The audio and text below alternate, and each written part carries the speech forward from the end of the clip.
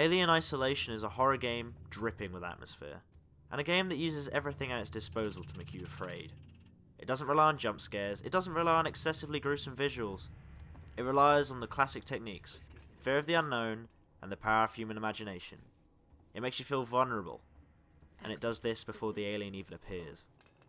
The game begins with Amanda Ripley, an employee of Weyland-Yutani, preparing to board the space station Sevastopol in order to recover the flight recorder from her mother's Weyland-Yutani ship that went missing years ago.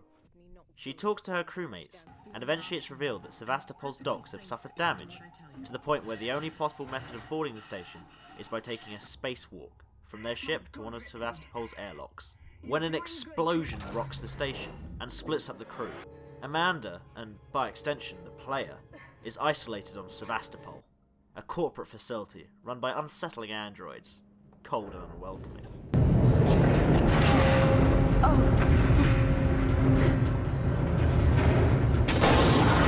The player already feels an edge in this unfamiliar environment, and the game does nothing to alleviate this feeling, each interaction with this environment immobilizing the player, and making them feel helpless against the horrors that lurk in the dark. The simple act of saving the game restricts the player, as they watch the timer slowly and literally tick down, only being able to look to their left and their right, opening themselves up to danger.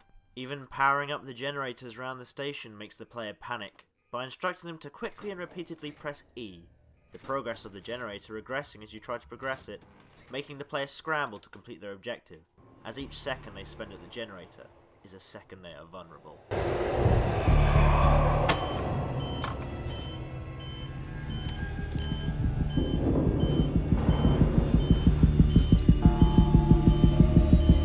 And boy does this game make you feel vulnerable. Sevastopol is damaged and dimly lit. Fog from malfunctioning systems layer the rooms, and vents both above and around the player potentially conceal horrors. And that potential is enough to make the player doubt whether or not they should take the risk of turning on the power, or unlocking a door right at that moment. As the player explores, both ambient sounds and low building violins make the player feel on edge, and the game does an excellent job of making the player wonder what horrors lurk in the vents.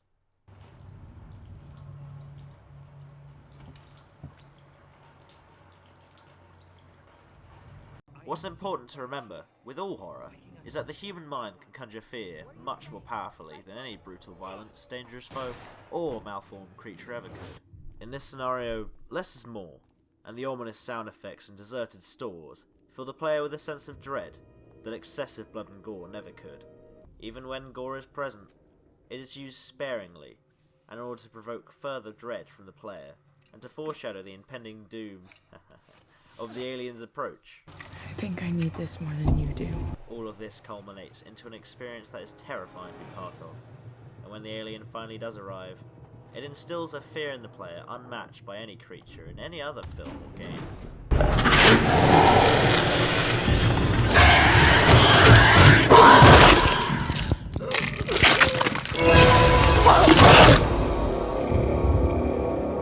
A fear that is fully justified.